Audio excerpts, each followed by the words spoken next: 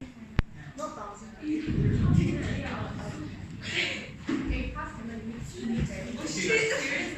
continue on. Okay, before we continue with our lesson today, first of all, we will actually discuss a few questions I mentioned last week. If I remember correctly, I asked you all go back and try out 3 questions. If I remember correctly, I asked you guys go back and draw the cross and dot picture, the cross and dot diagram for I think is sulfide, I think is nitrate, another one is carbonate, is it? I think I asked you these 3 for last week. There's another one which is called CH3. This one you don't know, never mind, okay? Did I give this work last week before the class ended? Yes, okay. So let's start. Alright, so let's start with the first one, the sulfide. Okay, we try to figure it out how to work. Okay, sulfide. As usual, as I said last week, when you want to do a cross and dot diagram, you must break it down, especially when you have charges. You have sulfur, you have oxygen, you have oxygen, oxygen, you have 3 oxygen. So you have 2 minus. So remember, the charge is always being dispersed. The charge is dispersed. They are not centralized on an atom. So you must know where the charge will go. Sulfur and oxygen, who more keen to receive electron? Look at periodic table. This is your sulfur, this is oxygen. We all know electronegativity, which is the tendency to receive electron. Going down, less and less keen to receive electron. So by right, oxygen are more keen to receive electron. The electron will go to oxygen. So -2 will disperse into -1 and -1. Make sure you know that. Okay, the second step, you need to know how many electrons you are playing around. Sulfur, check periodic table, group 6 or 16, so we have 6 electrons. Oxygen, group 6 or 16, we have 6 electrons. Be careful with these 2 oxygen. These 2 oxygen, they are all minus. Minus means they receive additional electron. So from 6, they receive 1 more, they become 7. Alright, so this is what you can play around. So start with what? Always try to start with a bigger number, because if you start from bigger number, it's much easier to play around with it. So I'll put a sulfur right in the middle, I'll play around with this 7 electron. So this is O minus, it got 7 electrons. 7, need 1 more. Need 1 more, what to do? Share 1. 1, 2, 3, 4, 5, 6, 7. So 7, contribute 1 for sharing. Sulfur will follow, share 1 back with the oxygen. I should put a bit closer, sorry for that. Do the same thing for another oxygen. This another oxygen got 7 as well. 7, 1, 2, 3, 4, 5, 6, 7. 7 need 1, share 1, sulfur, share back 1. So now you settle for this guy and this guy already. So now you only need to take care of this oxygen. This oxygen got 6 electrons. 6 electrons need 2 more. Need 2 more, share 2. So the oxygen will contribute 2 electrons for sharing with the sulfur. So oxygen contribute 2. Sulfur also contribute 2. Okay, oxygen got 6 electrons, you contributing 2 for sharing, you left out 4 unshared. Don't forget, one important thing is double check. Sometimes you have some electron which is unused. So double check. This oxygen got 1, 2, 3, 4, 5, 6, 7, tally. This oxygen 2, 4, 5, 6, 7, tally. This oxygen got 2, 4, and 6, tally. Sulfur got 2 and 4 only, but you have 6, which means you have 2 more electrons on the sulfur which is unused. We call it lone pair. Is it okay? Right, now let's double check in the end. Are they happy? Happy means stable. For the oxygen, you have 2, 4, 6, 8. That's a good number. We like it. 2, 4, 6, 8. That's a good number. Oxygen 2, 4, 6, 8. All good. Look at the sulfur, by the way. Sulfur in the middle got 2, 4, 6, 8, and 10. So 10 already beyond 8. Never mind. Because sulfur is in period 3, so you can go expanded. So no problem at all. This is okay. So you can go like this. Okay, if you want to simplify, no problem, you can do this. There's a sulfur, every dot and cross is a single bond, minus, single bond, O minus, 2 dot, 2 crosses is a double bond, O. Alright, you can go for alternative option like what I say. Because I say last week, expanded octet is an option. You know you're capable to go beyond 8, but you always have the option if you still insist to be 8, no problem. So you have 10 electrons in the middle. If you want to force this guy to become octet, you need to cut 2 electrons. And I say last week, the best way to save some electron is using dative bond. So where you can use dative bond, always remember dative bond play with 2 electrons. Where got 2 electrons you can play? Only here. So you can modify here, become dative bond. So your diagram can be this. Sulfur, keep it. Oxygen, same thing. 7, 1, 2, 3, 4, 5, 6, 7. This one keep it, don't disturb anything here, keep it 7. So you can manipulate this guy. Instead of contribute 2 electrons for share together, you let the oxygen contribute nothing. You let the electron come from sulfur only. Sulfur give the electron to the O. 6 electron don't use at all, just put aside. Afterward, don't forget sulfur got 6 electrons in total. You have 1, 2, 3, 4. You have 2 more electrons unused. Let's see now. Now oxygen all got 8, that's a good number. The sulfur now got 2, sulfur got 4, sulfur got 6, sulfur got 8. In this case, sulfur become octet already. Is it okay? You can simplify the picture. There's a sulfur, dot cross, single bond, O minus, dot cross, single bond, O minus. Dating bond, be careful, arrow. Okay? O. Got me? Then please be very careful on the direction of the arrow. Always remember, the one got long pen, go to the empty orbital. The direction very, very important. If you put this arrow accidentally wrong, you put upward, then it's all wrong. So you can draw this picture or this picture, both will grant you full marks, so no worry. So anyone have problem with this? You must make sure you know how to draw cross and dot diagram in this chapter, because that is the fundamental and foundation you need to know. You don't know cross and dot, you will most likely suffer for the subsequent thing like the shapes are and so on. Okay? So if you need help on this, let me know. Okay, the second example we can work on and play around together is nitrate. So let's work on nitrate, NO3 -1. Same thing, whenever you have charge, you have no choice but disperse and desert the whole thing, split the whole thing. Huh? If you put the whole thing, you will get the N, O, and O, and O. So you have 3 here. Okay? So same thing, it's a very important question that the negative charge should put on the N or the O. So same thing, check your periodic table. You realize that this is nitrogen, this is oxygen, this is fluorine. They are all in the period 2. So we all know, according to electronegativity, which is the tendency to suck electron, right hand side always love electron more than left. So O is on the right of N, so O love electron more than the N. So O will suck the electron, so the minus will be on O. It's okay? Be careful with this. This is some simple tricks, but many people they don't know. Okay? Afterward, you all can check the amount of electron they have. Nitrogen origin from group 5, 5 electron up there. Oxygen coming from group 6, 6 electron up there. Be careful with this one. This oxygen should be 6, but negative charge means that you retrieve 1 more. You become 7. So we try to put nitrogen in the middle, surrounded by 3 O. I put 2 left, 1 bottom or 1 top also can. Always starting from the biggest number, because that would be the easiest way to do. Alright? So the biggest number is 7. So remember the O is O minus. Don't forget the minus. If you forget the minus, they will deduct your mark. 1, 2, 3, 4, 5, 6, 7.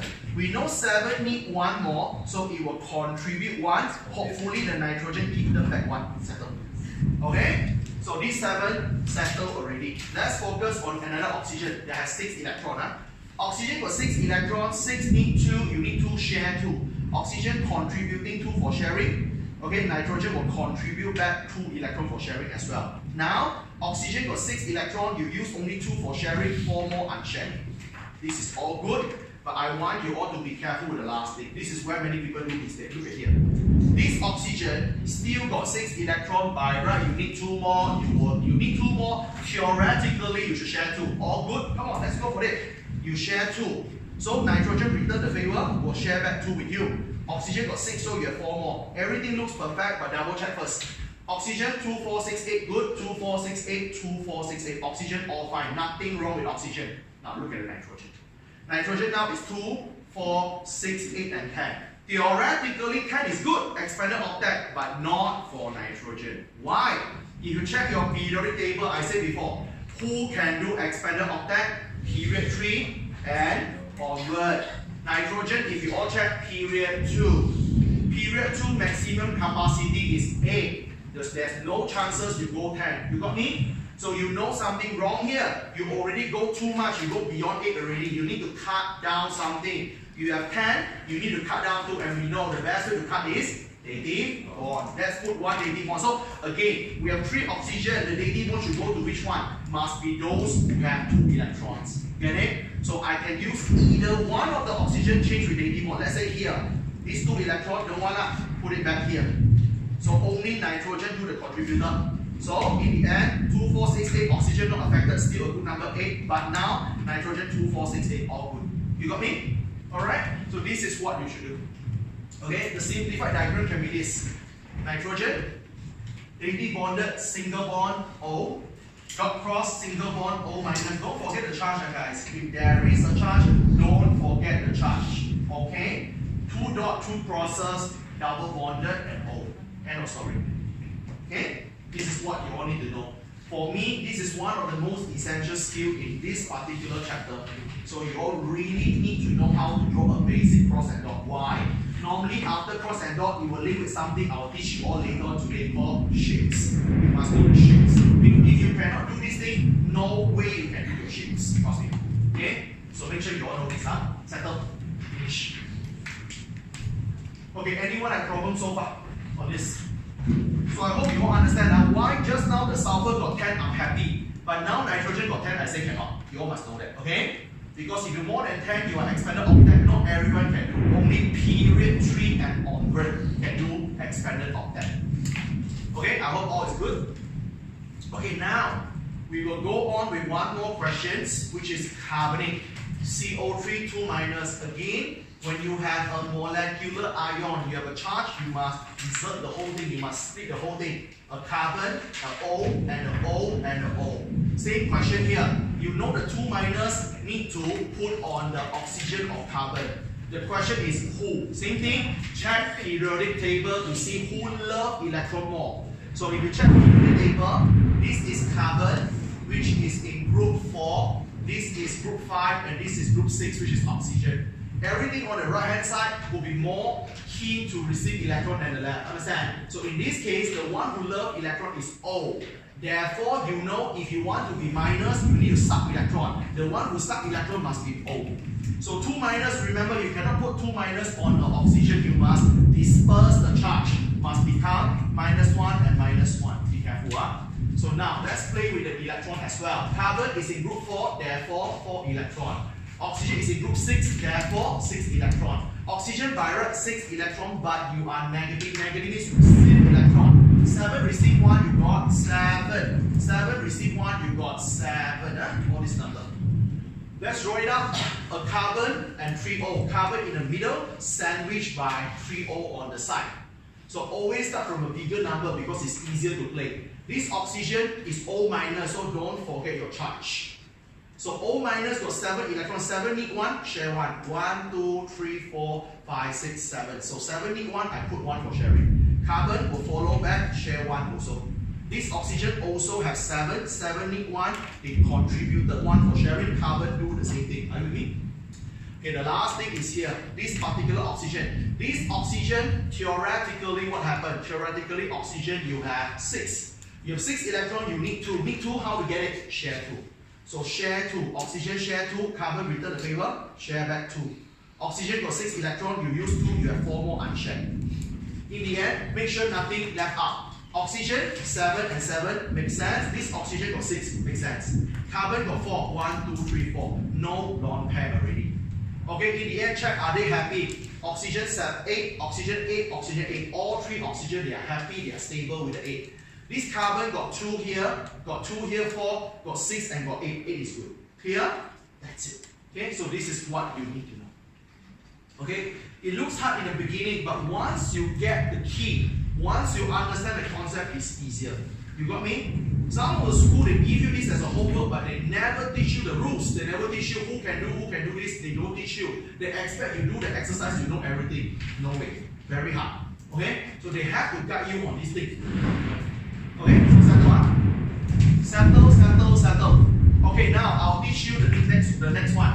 If I read, yes. For the NO3, the bottom oxygen, put it the X electrons, both the X electrons, put it down. If both the electron, you put it down here. You mean this one or both here? No, the bottom one. The bottom one, The X I bring it down. This one, I will bring it down. So my arrow. You means you make this one become a daisy bond as well. If you do this, if you put here, these two come here, guys, we learn together. Okay. So in this case, you are creating 2 daisy bond. Okay? Yes or no? If you look at it, now the nitrogen in the middle left 2, 4, and 6. I mean, you have option. Just now, you know if you play with 1 daisy bond, you have 8. You don't play with daisy bond, you have 8. So if you let me to choose, I will say 8 is better.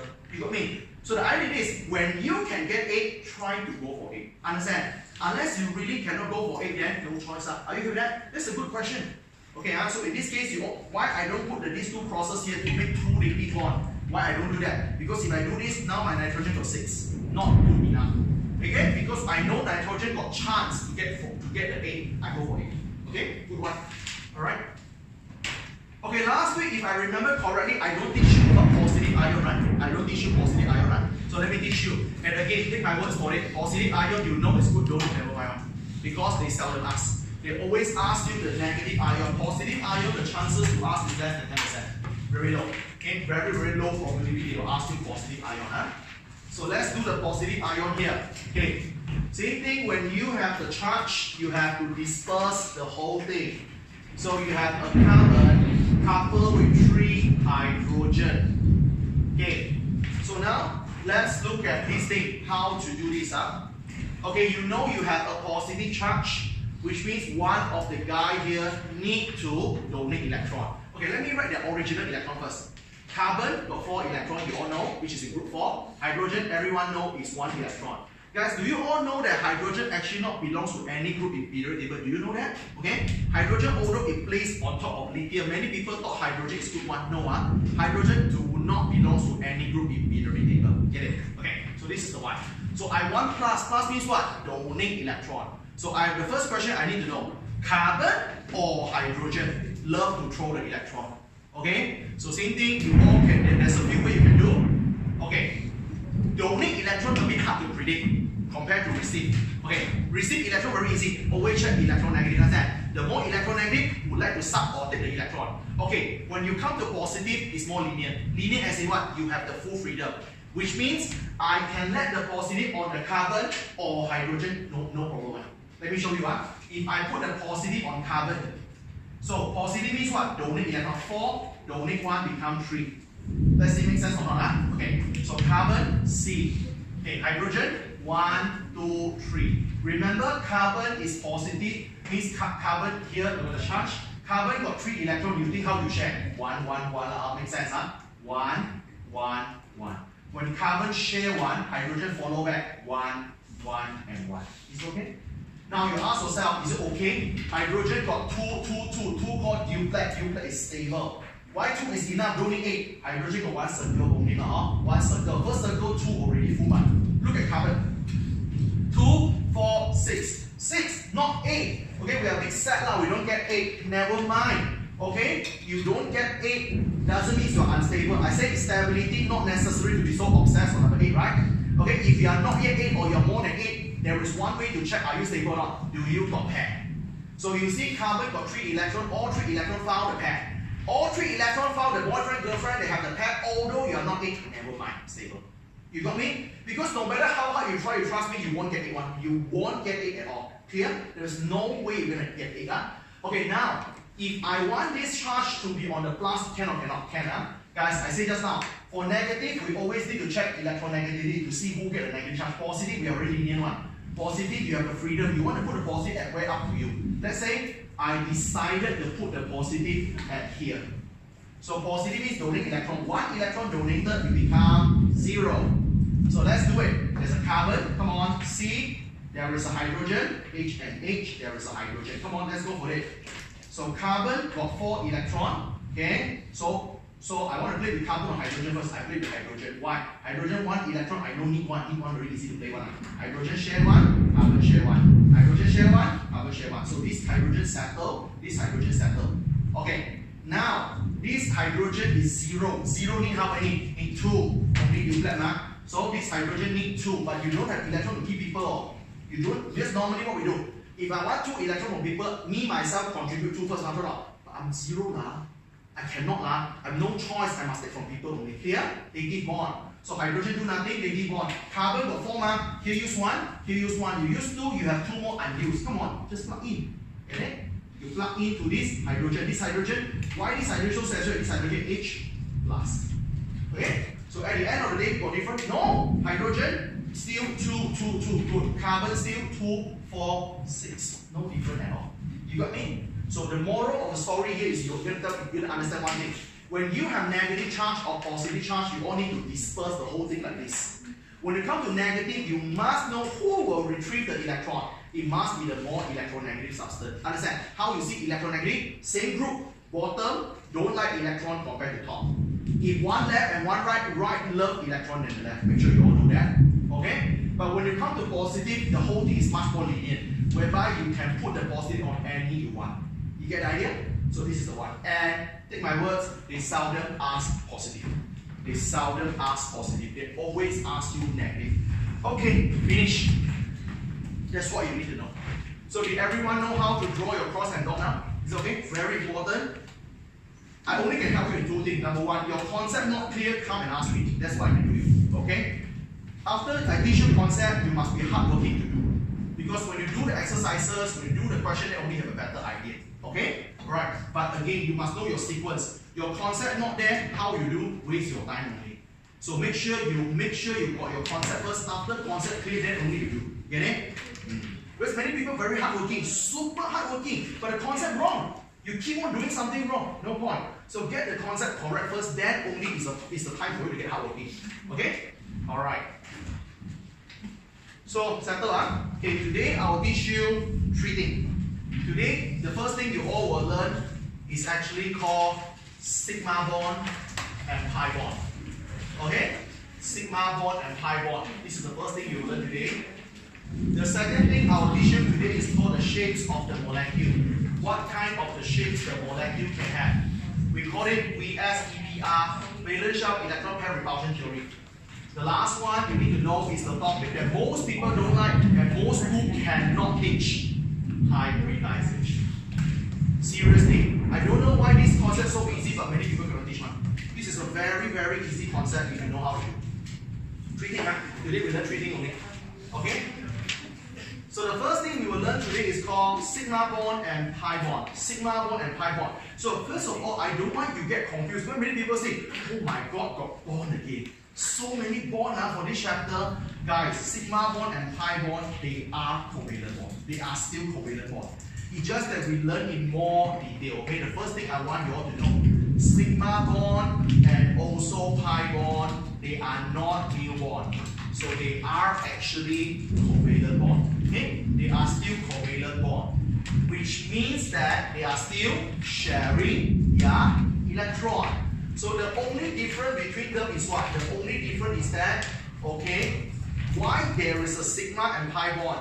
Okay, so we have sigma and also the pi bond because of this. We have sigma and pi bond due to one thing. Alright, they go to share the electron in a different way. That's it. Okay? So I don't want you to break your head and then think, oh, that's a new bond. No. Okay? Sigma bond, pi bond, they are still covalent bond. They are different because they share the electron in different way. Because previously, back in SPM, back in IGCSE International Syllabus, we only learn what? Covalent bond, share electron. That's it. But we never learn how they share electron. That's it. We only know, oh, we share electron. That's it. So today you will learn in detail how they sharing their electron and why it makes a big difference. Yeah, come on, let me start up. Okay. So before I start, I teach you some keywords. This keyword might help you a lot in your chemistry study. Okay, so learn some keywords first.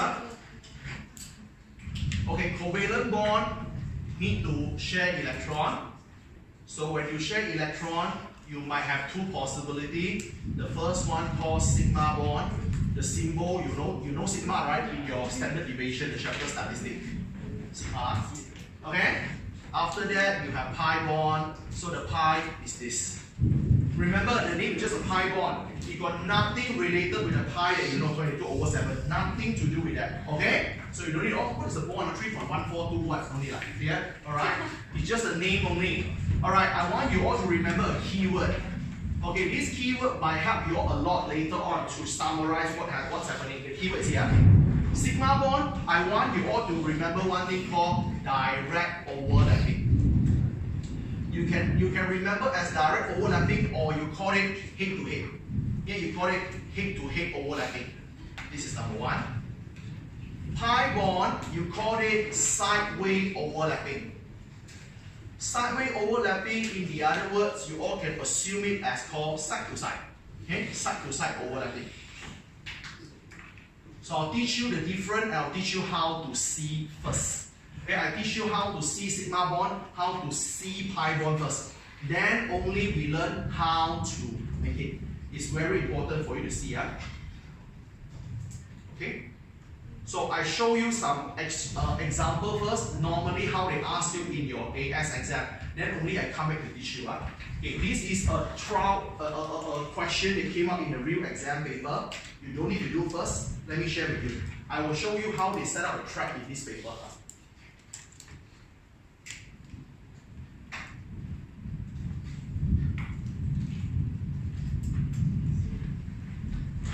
I give you this structure. Okay? The question asks you, how many sigma bond is in this molecule? How many sigma bond in this molecule? This is how they ask the question. A real exam question. So first of all, don't bother how to make sigma, how to make pi. You learn in a short while. I teach you how to see first. Okay, I want you all to see how to do the sigma and pi. So look at here. Okay, we all learned that covalent bond have three possibilities. Covalent bond may be single bond. Alright? It may be a single bond, which is aligned. Covalent bond can be a double bond. You share two, I share two line. Covalent bond can be a triple bond. Triple bond is three line. Okay? So I want you all to know a very, very simple thing. Okay, the keyword is here. Between any two atoms, we only can have maximum one sigma bond. Between two fella, maximum only one single sigma bond. The rest will automatically become pi bond. Okay, what does it mean? Let me show you some example here. Everyone look at the example here. Today, if I have a normal alkane, CH4, okay, all the alkane are single bond. Single bond, we are happy. No worry one. All single bond, sigma. End of story. But today, when you have an alkene, when there is a double bond kicks in. So let's do one by one. This single bond must be sigma, single bond must be sigma, single bond must be sigma, single bond must be sigma. Now double bond, be careful. When you have double bond between these two fellas, between two people, you only have one sigma. So the first one sigma, the second cannot be sigma. So automatically become pi. It's okay? Between two people, okay, the first bond is sigma, any other bond will become pi. Get it? And when I say any other, this thing only important when you have multiple bond. If you only have single bond, no worry. Okay, last example, nitrogen molecule N2. Nitrogen is triple bond. Okay, two fella, the first bond will be sigma. Second, third cannot be sigma already. Pi and pi. Understand? That's what you all need to know. Get it? So between two atoms, if they only have single bond, the single bond confirms sigma. If they have double bond, one sigma, one pi. Triple bond, one sigma, two pi. Because between two atoms, the maximum sigma bond you have is 1. So all the extra bond will automatically become double. Sorry, become pi. Yeah? Okay, now how to do this question? This question was very, very bad. Why? Many people, we see like Mr. Martin, got bond. No, there are many things here, they don't show you. You have to draw. CH3, draw it out. C, H, H, and H. CH2, C, H, and H. CH2, C, H, and H. Here, copy back. Bonded, C, double bond O. Come on. CH2, C, H, and H. Last one, OH. OH. Okay, be careful here, guys. This is one thing to remind you all. You learn more when you go for organic after a few more months. I'll share something with you. When we drop alcohol back in your secondary level, you always let O attach with H, right? Turn on alcohol, always O attach with H. I want you all to know when you come to A level, the O and H, you need to show there is actually a bond. Clear? O and H, there is a bond actually. Just that in secondary level, we don't show it. Get it? O, H have a bond. So can you see how they set the trap? If you go to believe and trust in the question, You only count the bond they draw for you. You are in deep trouble. Why? You only see a few bonds. In fact, there's so many bonds there, which are all hidden. You got me? So please be careful. Draw it out. So you all should know how to count. Okay? Single bond, sigma, sigma, sigma, sigma, sigma, sigma, sigma, sigma, sigma, sigma. Double, a sigma, a pi. Single bond, sigma, sigma, sigma, sigma, sigma, sigma. Let's count. Simply 1, sigma bond, 1, 2, 3, 4, 5, 6, 7, 8, 9, 10, 11, 12, 13, 14, 15, 16, 17. I have 70 sigma bonds in this question. Okay, double count here. Yes, 70. Okay, so this is one of the real question came up in your exam. Easy or hard? Don't know. Depends on it. Okay, you understand the concept for easy. So for now, no worry on how I make it single bond or sigma bond. Sorry, I'll teach you in a short while. For now, you just need to know when I draw a picture, I draw all these bonds to you all. You know that bond is sigma or pi. Understand? That is the crucial thing at the moment. You must be able to recognize what bond is sigma, what bond is pi first. That's always the first thing. Okay? When in school they teach you in the wrong sequence. They teach you how to make them first, then they don't teach you how to count. No, you should know how to count first. Okay? That's a proper sequence for you all to learn. So by right after today's lesson, whenever I give you guys a molecule, you should be able to tell me how many sigma bond, how many pi bond. Is okay? By right, this is something you should be able to achieve at the end of today's lesson. Okay, finish up. So now you already know how to count sigma, how to count pi. So the next thing that you all need to know is this. You all need to know how to make them. How to make them. So I'll teach you how to make sigma and how to make pi bond. Look at here. So how are we going to make sigma bond? And later you will understand the logic behind later. So how to make sigma bond? Sigma bond, I call it a direct overlapping, or so-called, I call it a head-to-head overlapping. Later you will understand why only one sigma bond is allowed in exam. You will understand after I teach you this up. Okay. So guys, when you want to overlap, okay, first of all you must understand why we need such thing called overlapping. Why we need such thing called overlapping. Alright guys, see, bring you back to your mathematics. Mathematics, you all learned about one thing called step. This is a universal set. Inside here, this is A, this is B. Instead, I believe you all learned this A union B, A intersect B. So what is union? Combination. Take everything. What is intersect? Common substance. So if you remember where you get the intersection, here, right? Everything you put in the middle is intersection which belongs to both. Belongs to both in chemistry words called share. You got me? It's just that in mathematics they don't use the word share. They just call it common substance or co-subset. This one is actually share. Get it? So why you need overlap? You don't overlap where electron can share together. Imagine your electron at here, my electron at here. If you don't overlap, how to share? True or not? Alright? That's why they need to overlap. Like I share 2, you share 2, then only got covalent bond. Understand or not? So the word overlap means sharing electrons. Okay? So now, so they are different in what? They are different in sigma and pi because they share the electron differently. So when you do a sigma bond, you do head to head. Head to head means this. You have 3 possibilities. You all have 3 possibilities. Okay, I believe you all learned about orbital, isn't it? Recall back, you learned about orbital previously. Your orbital, if you remember, is where you have the electron. You have 2 possible shapes. The first one is S orbital. S orbital, if you remember, is a sphere. So the shape is a circle. Another one, if you all remember, is the P orbital. P orbital, if you remember, the shape is a dumbbell, right? You have a dumbbell or you have a loops. Okay, I call it a loops. So it looks like this. And remember, P orbital got 3. Y, Px, Py, Pz. Understand? So you have 3 P orbital. If your orbital on the x-axis, this is Px. If your orbital on the y-axis, which is called Py. If your orbital is on the z-axis, you are called Pz. Understand? Alright, if you forget, go back, revise chapter 2. Okay? These are all you learned in chapter 2. If you are with me in that chapter, you should know. I covered. If you are not, revise back. If you need help, let me know. Okay? It's something very important. So you have 3 possibilities of both overlapping. The first one, S overlap S. That's the first one. Second one, P overlap S. Third one, P overlap P. Only have 3 possibilities. So how we draw? Very simple only. You just need to know mathematical concept. Intersection. S, circle. Another S, circle. Overlap, 2 circle, strike. That's it. Simple as that. Is it okay? P overlap S. Okay, P orbital. Then many people ask me, Mr. Martin, P orbital you said got 3 shapes. Which one I should draw?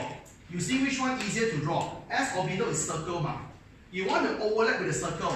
Okay? This one very hard. Slanted, not very easy to overlap, right? Vertical, not very easy to overlap. I think horizontal is easier. So you can draw horizontal. Okay? Now many people say, sir, if I draw vertical, can or cannot? Can, still acceptable. Okay? It's just that if you compare these 3, I would say horizontal can do overlapping most easily. So you overlap, just draw a P orbital and a circle. That's it. So here got common sharing enough already. Okay? So it should be a bit more straight up. I do a bit slanted. Last one, P and P. So same thing, we have 3 P orbital. I would say the P orbital which is lying down or horizontal looks easiest. So I draw a P orbital here, another P orbital here. So just let them overlap. So this is 1, this is 1. You got me? So this is how they do it. Okay? So they overlap because they're sharing their electrons. Okay, they're sharing their electrons. And you all see make sense, we call it head to head. Okay, we call it head to head. You all can imagine, just imaginary only, just imagine head to head. Okay? Okay?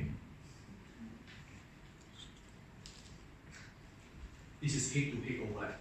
Okay? That's how they overlap together. We call it head to head overlapping. Sigma bond. So any questions on sigma bond? Okay? Alright? Sigma bond is the way how you share your electron in covalent bond. When the head and the head join together, they share their electron settle.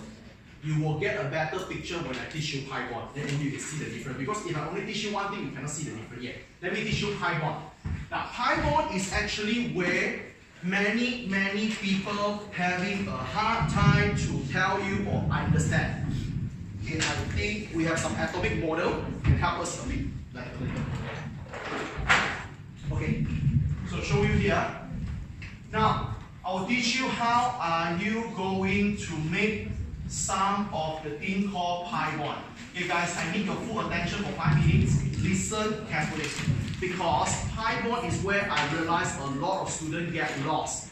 Because they cannot imagine. So before I start, disclaimer. If you think necessary, you go to YouTube, okay, or Daily Motion, you can go to all these so-called video search engine. You can type pi bond. They will show you some very good animation, which will help you so much to imagine. You got me?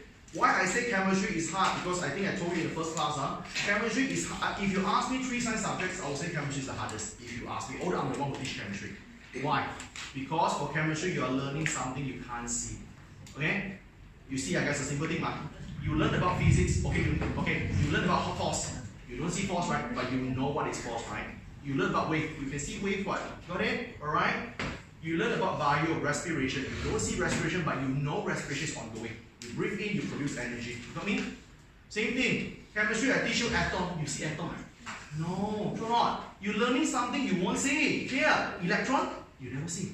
Okay? Proton, you never see. You learn something you can't see. That's why it makes it hard. Clear? That's why if you have some video, it helps you so much to imagine. You got me? Alright? So how to make pi bond? Okay, so pi bond basically you all do this. The keyword is called sideway overlapping. I'll teach you more about this in a short. You can call sideway overlapping or you can call it side to side overlapping. Okay. So I want to tell you p orbital, this one so-called pi bond always happen on what? Pi bond only happen on p orbital. Only p orbital. S orbital cannot happen at all. Only p orbital. So you might have px overlap with px, you might have PY overlap with PY, which I'll show you, and PZ overlap with PZ. I show you this one first. Okay, so guys, I want to share some info with you. One of the biggest difference between your SPM, IGCSE, and also A level is that you started to use 3-dimensional compared to 2-dimensional. In 2-dimensional that you ordered back in your secondary level, you all know that the vertical always assume Y, the horizontal always assume X. Agree? Okay. When you come to your so-called chemistry in your A level, you have 3-dimensional, whereby you add one more line. The line is a slanted line. The slanted line can cut through in this diagonal or this up to you. Let's say I draw here. So when you have 3-dimensional, you have the full freedom to put where is X, where is Y, where is Z. Means that previously we thought this X, no, I want this one to be Z, no problem. I want this one to be X, no problem. I want this one to be Y, no problem. Understand? Why? Because always remember, 3D, when you watch a person in a 3D, okay, this thing, 3-dimensional thing always can rotate one. For example, you see, just from your eyes level, okay, I draw a 3D here. Now this is a 3-dimensional thing, for example. Okay? So from your eye level, this axis, you think this is X, you think this is X, for example. I rotate a bit, no, it's not X already. Here, so you have full freedom because you can rotate a 3-dimensional thing. 2D cannot rotate, flat one, how to rotate? Get it? 3D can rotate. So when you can rotate and do some spinning, which means that all your 3 axes actually they are not fixed. Get it? But to make your life a bit easier and to let you understand your textbook a bit more, I will always want you all to some assumption. I always want you, X and Y, I don't care, I give you freedom. But I always want you to assume the vertical one is Z. I want you to assume that. Why? If you don't assume this one, when you read the textbook, you won't understand one. Because the textbook always uses Z as vertical. Understand? Although you actually can put Z here or Z here, it's okay one. But for all your textbook, they assume the Z is vertical. Get it? Alright, so I want you all to assume the Z is always the vertical. Easier for you. So let me show you PZ and PZ orbital. So what it means by sideways overlapping? Sideways overlapping means this. This is a PZ, dumbbell. Dumbbell overlap with a dumbbell. So how they overlap? So many people, they don't understand. Okay, when you do the sigma bond, they really touch it. They really touch it. They got touch one. They really overlap. It's a real overlapping. But when you come to a pi bond is not a real overlapping. It's a virtual overlapping. What it means by virtual overlapping? They just get super close to each other. They just get super close to each other and then they interact together. Like they just interact. They don't touch at all. Okay, a model will help you to imagine better. Let me show you.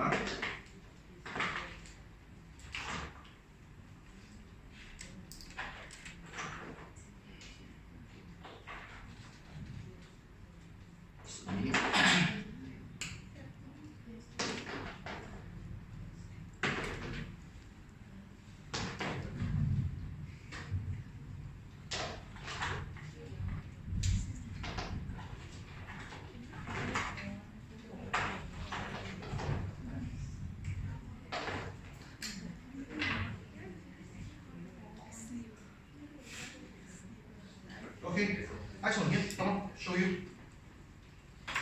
This is a P orbital. Okay, see that? Dumbbell, dumbbell straight on P orbital. Okay, this is another P orbital. Okay, so when they want to do a so-called sideways overlapping, they're not touching at all. They just come like this, very close. For example, I just show you one thing here. Okay, there is a single bond. I show you a single bond first. Let's say you have a single bond here. Okay, now these two just get very close to each other like this. They don't touch us at all, but they still can interact. Why? Sometimes you don't need touch one. For example, a plus and a minus, I don't touch, I know got attraction also. You get it? No need to have visual contact one. No need to contact one. Okay? Just a simple thing, man. For the magnet, when you get close, you don't even touch, but they will pull the iron. Get it? So this one they don't touch at all. Compared to this one, they need to touch. Understand? They really need to touch like this, then only they can have the overlapping. This one, they just get super close, and then in between here got force. Understand? When in between got the force, you see, they'll form this. This is sigma, this is sigma. So when they form pi, they'll form something like this. So pi, this one, I plug in here, pi bond, double bond. I just bend this whole thing, and then like this. So you form a double bond. You get it? So this is the sigma just now, this is the pi. Why you got pi? This p orbital and p orbital overlap together. They overlap on the side, sideways. So this is a side, This is a side. And most important, they don't touch. Understand? Okay? So that's why I say, alright, sigma bond and pi bond both sharing the electron, but I share a bit differently. Sigma bond, I share electron, I touch you. I really touch and we share the electron together. Pi bond, I don't touch you. We just get very close to each other and we share the electron. See the difference? That's the difference between sigma bond and pi bond. Okay? One got touching, one don't have touching. One happen on the head, one happen on the side. That's why you realize something makes sense. Why I say something makes sense? You just imagine something like this. Why I say just now, between two persons, maximum sigma bond is sigma bond is 1. Just imagine, this is a human. This is a human. I want to form a covalent bond with you. If I want to do head-to-head overlapping, you only got one head, I only got one head. So we only can form one sigma bond. True or not? But if I want to form pi bond, don't worry, pi bond is not side-to-side overlapping. As a human, where is the side? My arm. You have two arms, I have two arms. This arm and this arm, pi. This arm and this arm, pi. So maximum pi can form 2. You got me? Alright? So that's why between one substance and another substance, the maximum sigma is only 1. All the rest bond should be pi already. Because common sense. Okay, to do sigma, you need head to head. Between two persons, maximum head and head is 1 and 1. So that's why you only have one sigma bond at max. So all the extra bond, head and head engaged already. So if you want to bond with other head, cannot use the side. I have two sides, you have two sides. So maximum, what we call that, the pi bond we can form is 2. You get the idea? So this is what happened. No worry, they won't ask you something so hard one. They just ask like this only. Just a simple counting or some simple drawing like this. Is it okay? They won't ask something very hard, so don't worry so much. Okay, I'll show you a sample question because many people they learn this in school, they don't know what to expect in exam. Come on, I show you the sample question. How they ask this in exam. How they ask you this in exam. Okay, so this is a sample question. I give you two sample questions so you all can imagine better how they ask you in exam. The question will ask you, draw the diagram to show the orbital overlapping, okay, for formation of sigma bond between S orbital and P orbital. That's how they ask you the question.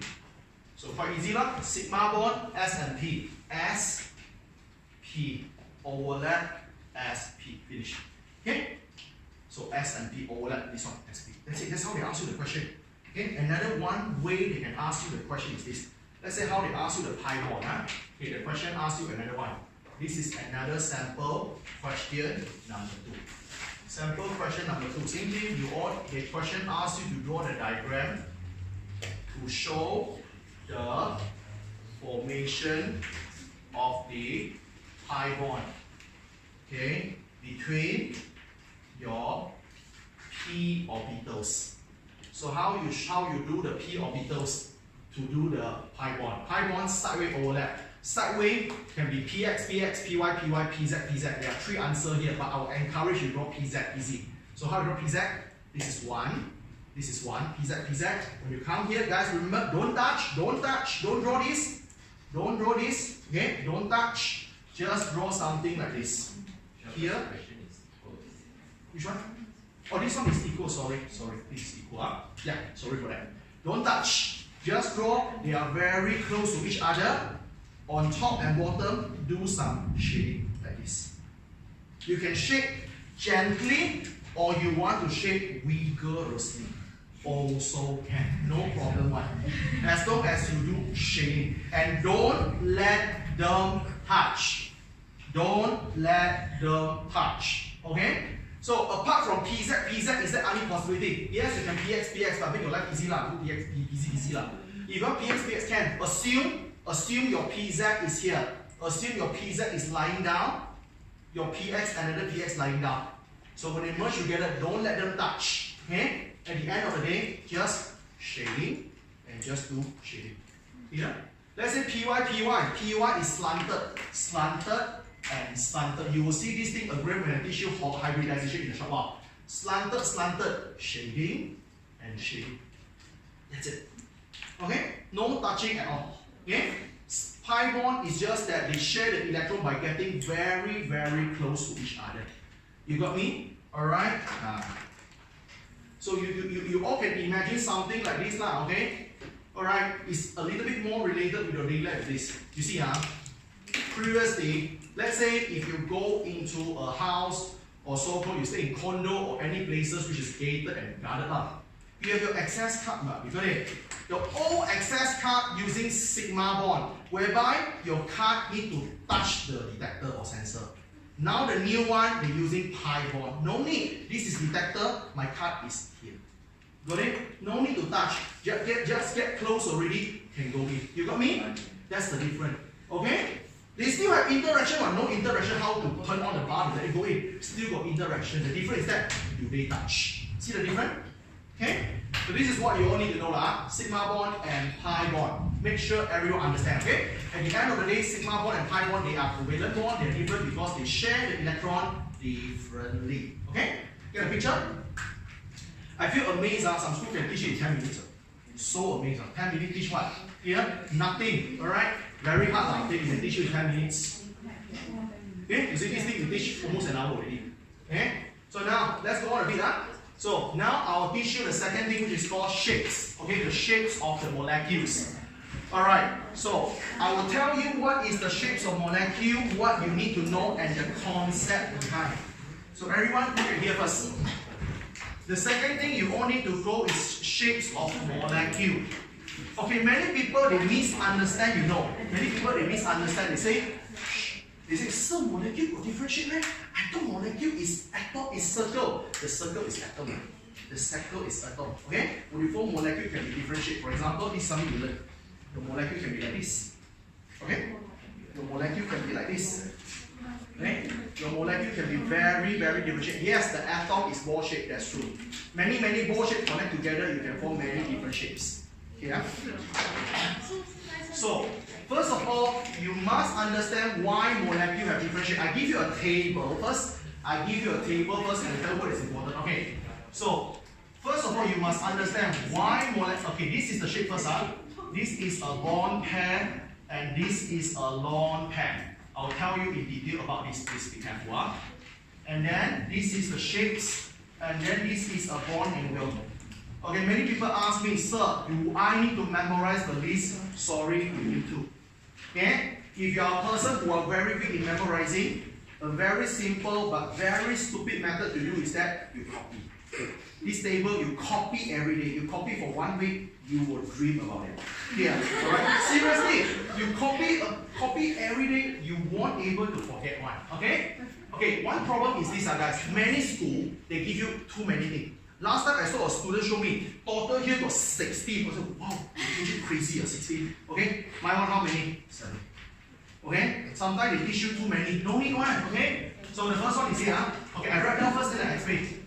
2 bond pair, no lone pair. 2 bond pair, 1 lone pair. 2 bond pair, 2 lone pair. 3 0, 3 1, 4 0, 6 0 finish. Okay, so you have total 7 only. You know this 7 enough already. 2 and 0 called linear, I'll tell you why later. 2 and 1 called band. And then they got so V-shape. 2 and 2 is called band, or so called V-shape. I'll tell you why later. 3 and 0, trigonal planar. Alright? 3 and 1, trigonal pyramidal. I'll tell you why.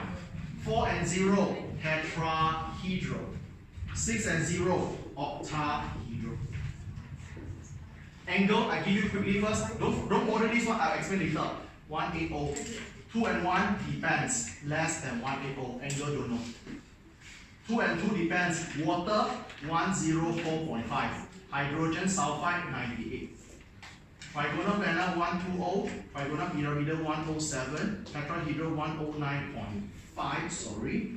Octahedral 90. Finish. That's what you need to know.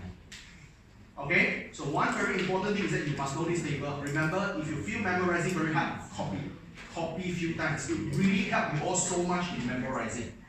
Okay, if your school teach you any other thing, for example, some school teach trigonal bipyramidal, not important. Some school teach you T-shape, not important.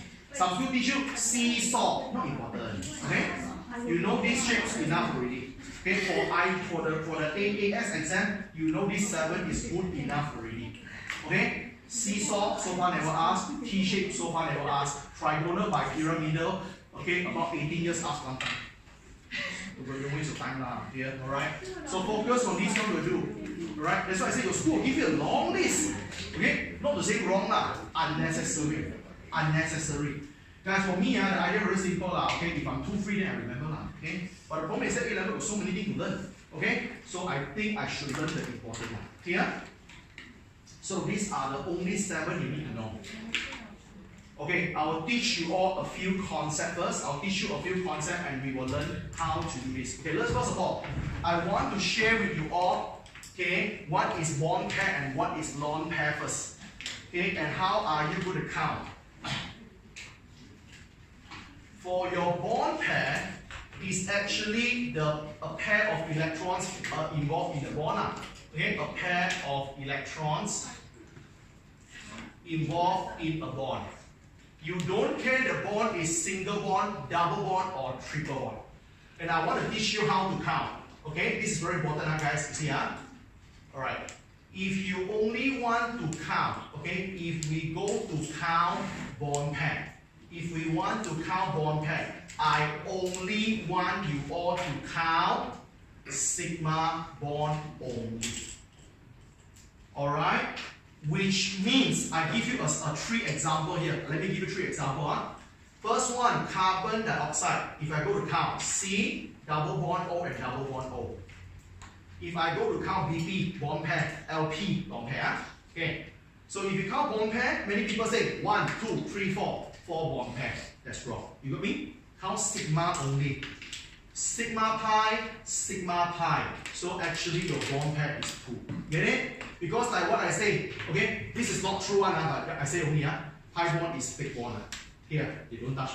Here, they are virtual bond. They're not real bond. So that's why we don't count them. Get it? So 2. Lone pair, everyone know, right? Lone pair area we learned last week. So what is bond pair? Bond pair means you have a pair of electrons not involved in the bond. But you all have to be careful, okay? So when you want to count the so-called lone pair, a pair of electrons who are alone. So you have a pair of electrons that is not bonded.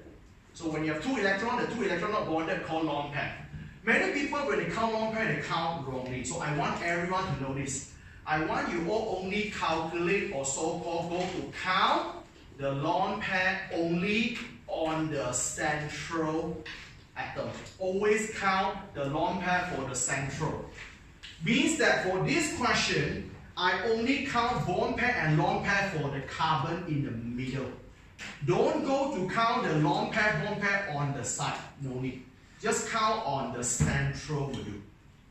Okay? I'll tell you more later about this. Okay, this guy, everyone look at carbon. Carbon got lone pair or not? They won't be so kind. They won't show here one. Don't trust them. Figure it yourself. Carbon got 4 electrons.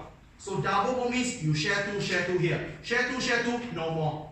Is okay? So in this case, you have no lone pair. You got me? So 2 bond pair, no lone pair. The carbon dioxide by right, the shape is called linear. I'll tell you in detail why later. Let me figure out how to use this table first. Okay, another example they love to ask us in exam is called NH3, ammonia. As usual, you must draw the diagram first. Nitrogen, everyone, and hydrogen got 3. 1, 2, and 3. So these 3 all are sigma bond. I don't have problem. So when you count bond pair, lone pair, remember count what? Central. Don't count hydrogen. Don't count the central nitrogen. Nitrogen is a central. Nitrogen got 3 bonds. Therefore, my bond pair is 3. Now let's look at the lone pair. Do I have lone pair? Many one take a quick glance. No, there's no lone pair. God, hidden one. So count yourself. So nitrogen, check your group 5. Nitrogen 5 electron. Single bond, single bond, single bond. Every single bond use 1 electron. 3 single bond, I only use 3. 5 minus 3 actually got 2. Understand? They won't be so kind, put the 2 dot there for you to count. No, they will hide from you. Here, so you always need to go and check, are they have lone pair? Here, so you have 1 lone pair. 3 bond pair, 3 bond pair, 1 lone pair. This is trigonal pyramidal. I will tell you why is trigonal pyramidal in a short while. Okay, because I need you all to fully understand how I do this one. But I'll give you the idea first. Okay, later I will do something more tricky. Okay, I'll do something more tricky, but give you the idea here so far. Yeah, just count bond pair and lone pair only. Okay, show you another one more example, which is called nitrogen. Nitrogen N2. Of course, if you are fast like me, you can directly draw. If you are not fast enough, what to do? Cross and dot that we learned before. Clear? If somebody says, how can you draw so fast one? Okay, if you cannot draw so fast, draw back the conventional cross and dot for me. Is it okay? So now same thing. This thing looks what? Wow, there's a triple bond. Don't worry, when you count center. Center is what? Nitrogen, nitrogen, the center is here. This is the bond. So triple bond, only one is sigma, two is pi.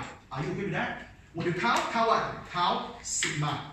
Okay? So count sigma. So when you count the sigma here, by right, only one sigma, only one bond pair. So do you have lone pair at all? No. Okay, so here on the side, yes. There is one lone pair here, there's a one lone pair here. Get it? So by right, you have two lone pair. One bond pair, two lone pair. You check there.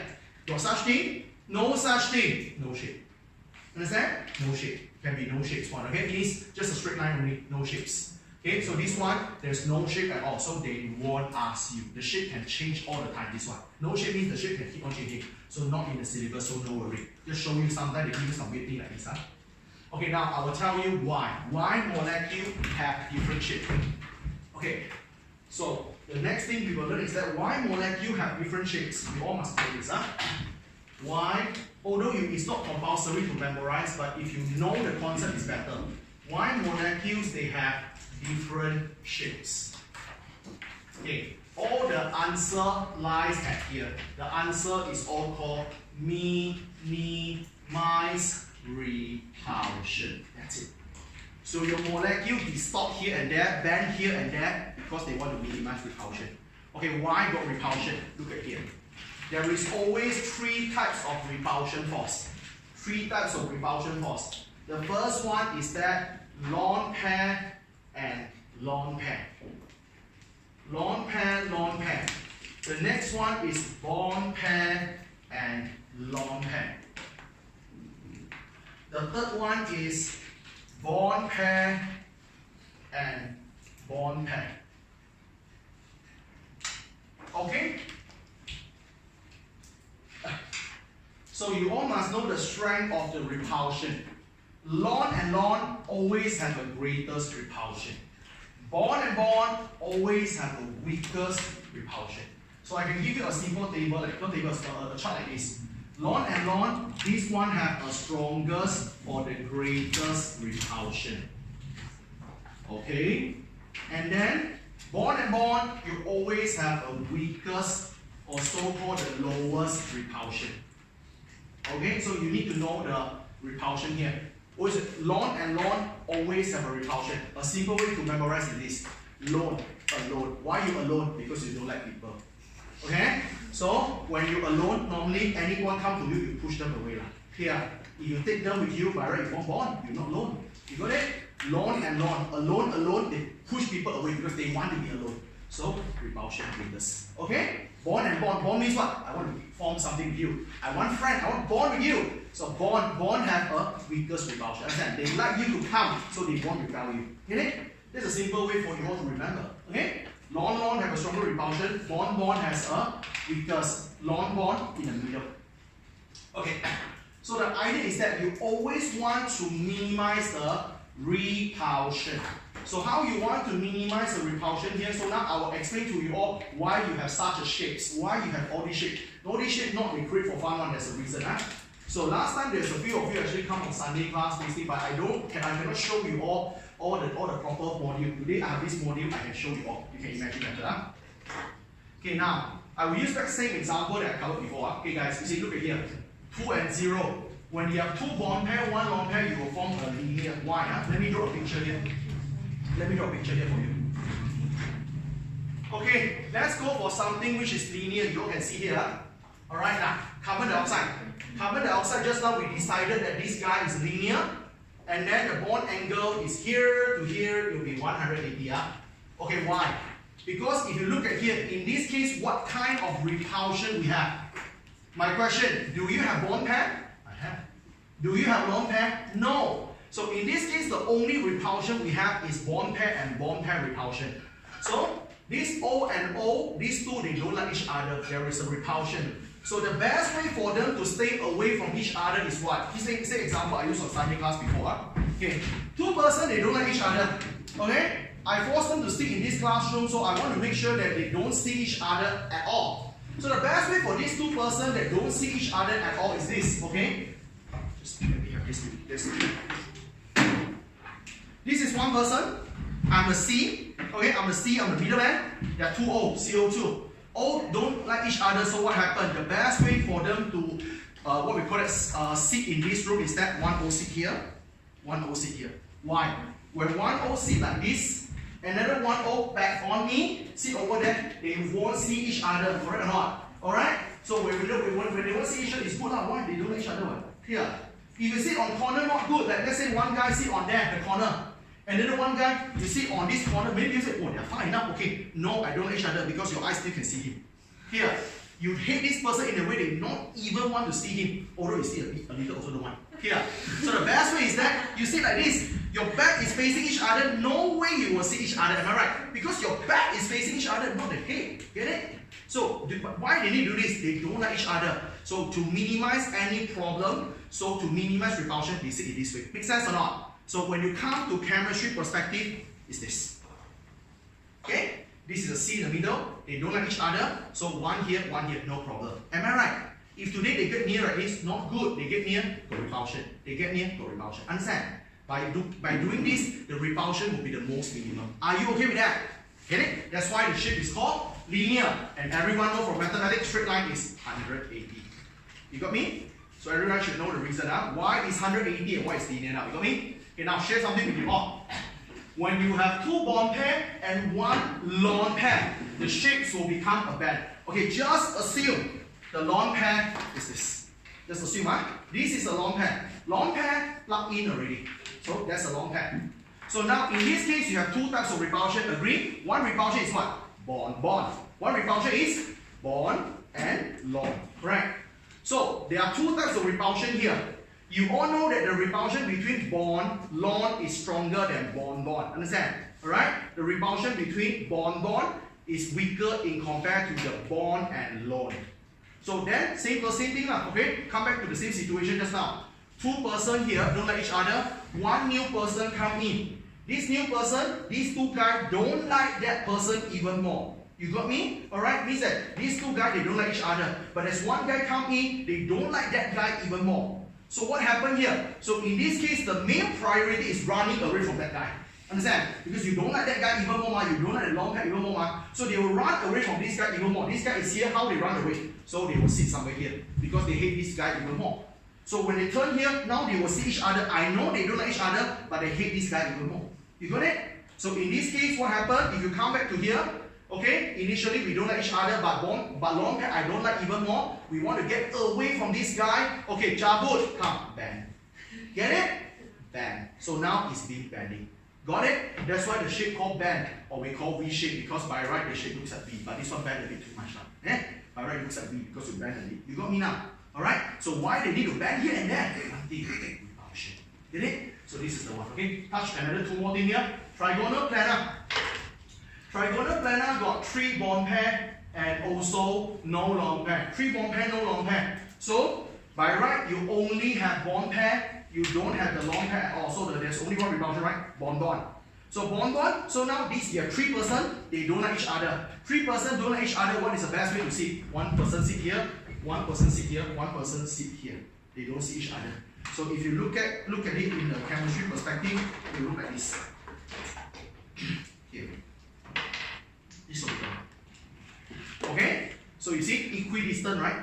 Equidistant. This and this, you know, a circle 360, equidistant 120, 120, 120. Am I right? Equidistant. Why cannot be 120, 140 and another one? Because they three don't like each other equally. So the distance should be equally. Understand? Why they call trigonal planar? Because this thing looks like a triangle. Understand? Why they call planar? Planar means flat because this whole thing, everyone, look at my hand, is flat. That's why they call trigonal planar. You got it? Plane. Here is a plane. That's why they call trigonal plane. Now, get the idea now. This is the best way to minimize repulsion of these three guys.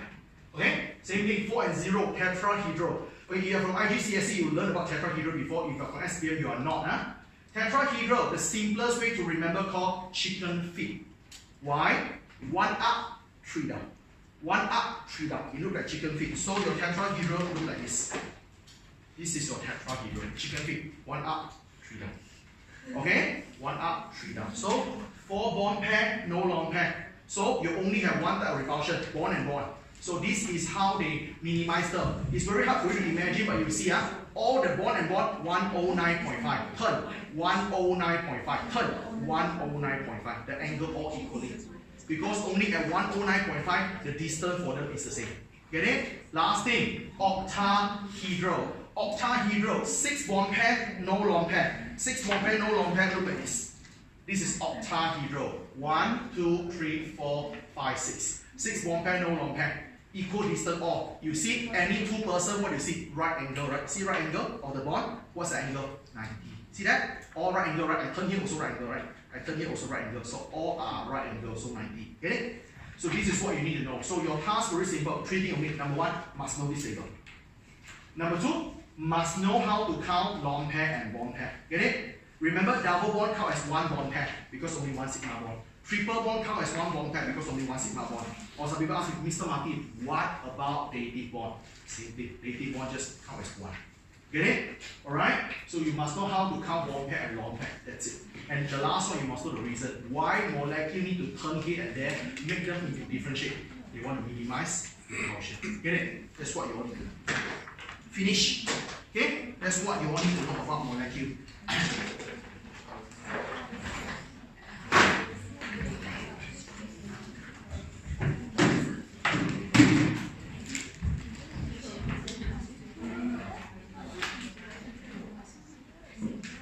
Yes. So how about H2S and H2O? Okay, H2S and H2O, I will share with you all in the short while. H2S and H2O. Let me share a bit with you all in the short while. Okay, so far, up to current point, you get a better idea what happened? Okay? So you all should know why you learning this table. This table help you all to figure out the shapes of the molecule. Why molecule have different shapes? So they arrange in the best shape so that they have the lowest repulsion. Okay? So now we will cover the last thing, H2O and H2S here. This thing not very frequently will be tested, but it's always good to know. Okay, I want to share something with you all here. There are 2 very, very common questions in exam. I will share with you all. They seldom ask, but it's always good to know. So everyone, look at here first.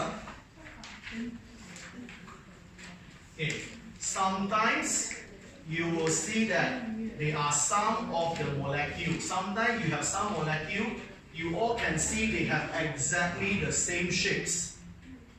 They have exactly the same shape, but you can see that they have a little bit different bond angle. So the bond angle may be different, although the shape is the same.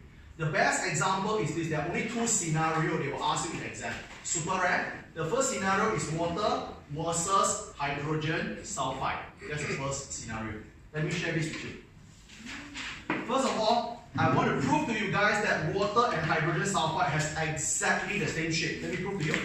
Water, how you draw? A O. Bonded with 2H. Are you good with that? When you draw, please don't forget to count long pair. Oxygen is in group 6. Oxygen got 6 electrons. Every one bond utilize 1. Use 1, got 4. 4 put into 2 pairs. Understand? So if you go to count, 1, 2, 2 bond pair, 1, 2, 2 long pair. By right, the shape is called band, also called V shape. Are you here with that? Okay? Now look at another one, hydrogen sulfide. Hydrogen sulfide, H2S, S in the middle, surrounded by 2H. Same thing, sulfur also in group 6. Sulfur also got 6 electrons. Use 1 here, use 1 here. Left 4. 4 form into 2 pairs. So if you count, still the same thing. 2 bond pair and 2 long pair. So the shapes is still band and still V shape. See that? So these 2 guys have exactly the same shape, but the angle are very different. This angle 104.5. This angle 98. This one less important. Can remember, good, cannot forget about it. You know 104.5 is good enough. So how come these two guys, they have exactly the same shapes, but the bond angle are slightly different. Listen carefully, huh? Right. So the main reason is this. The main reason is something to do with electronegativity. Let's revise back on electronegativity as well. Electronegativity, we learned in chapter 2, electronegativity is the tendency to suck electron, tendency to pull or so-called attract electron. And I think I told you all before, how to check electronegativity, periodic table. Everything on the right hand side should be more electronegative. They love electron more than the left. Okay? So everything at the bottom, when you're moving down the group, they should become less electronegative. They don't like the electron so much because electron very far. When they go down, they are very big, electron very far, so very hard for them to suck electron. So now everyone look at your oxygen and sulfur. Oxygen and sulfur is in group 6. Oxygen is here, sulfur is here.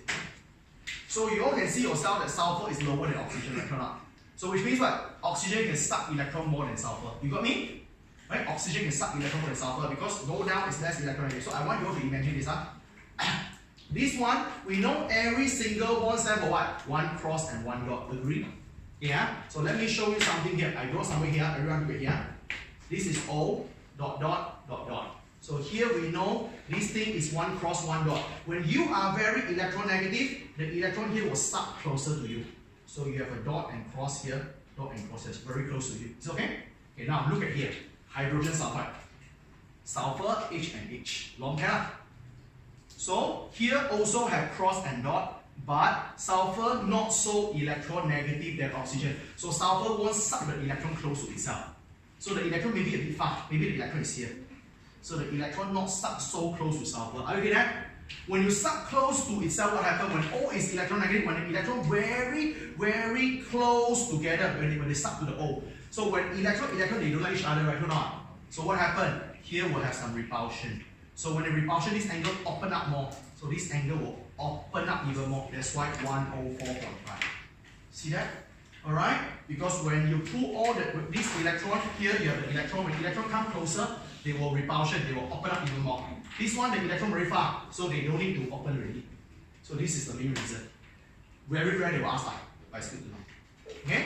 That's why they have same shapes, but the bond angle are very, very different. I write in words, so I write in word it is.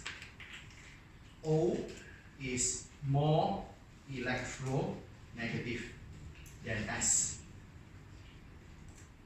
So electron are pulled closer, electron are being pulled closer to the O than the S. So when electron closer, so you have a repulsion, okay, occur. So the repulsion occur will increase the bond angle. That's why water, the bond angle is slightly more than hydrogen sulfide due to this additional repulsion when they get close to each other. Okay, you know this, very good. You don't know, not a big deal. They seldom ask.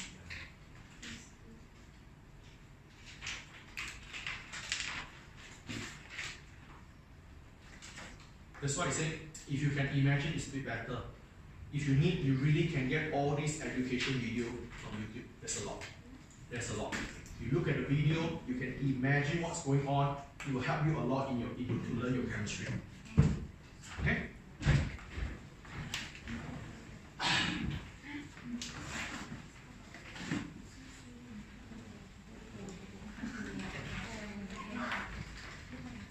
Okay. Another one question they can ask you is exactly the same but not important. Scenario number 2. They can ask you something called NH3 ammonia versus pH3 phosphorus trihydride. So if you draw it up, it's the same thing. Ammonia, everyone. NH3. So theoretically, ammonia NH3, phosphorus pH3. You can do your cross and dot. Don't forget count the long pair. Nitrogen is group 5. 5 electron, 3 bonded, utilize 3, still have a pair. So theoretically, if you count both, you get 3 bond pair for both. You get 1 long pair for both. So theoretically, both of them, the shape is the same, called trigonal pyramidal. Okay, by right, they are trigonal pyramidal because they have same bond pair, same long pair. Okay, so So theoretically the shape is the same now, but again you look at the bond angle, a bit different. Ammonia bond angle 107, must know. This one, the bond angle slightly lesser, close to 100. No need to memorize, not important. So actually, same things happen all over again. So same shapes, different angle, it's all about that one, electronegativity. Check your, this one. This is your group 5. Group 5, nitrogen is here, phosphorus is here. So you all can see, nitrogen love to suck electron more than phosphorus. So same thing happen. This is nitrogen. So this one, ammonia. When you suck the electron closer, all the electron is somewhere here. Close, close, close. Right? Electron all assembled together. So this is a long pair, which is not important here.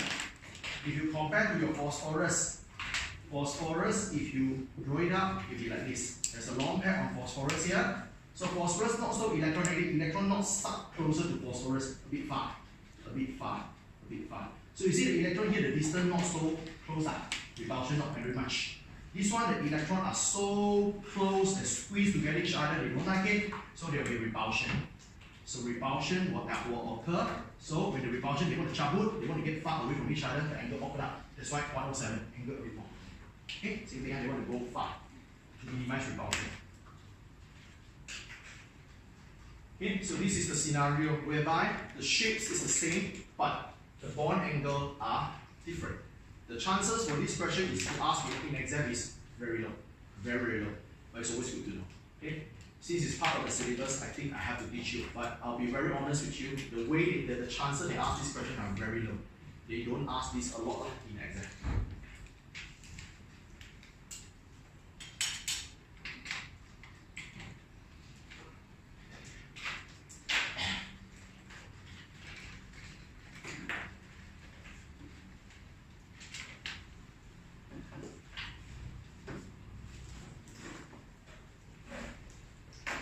So anyone still find it very hard to imagine what's happening here?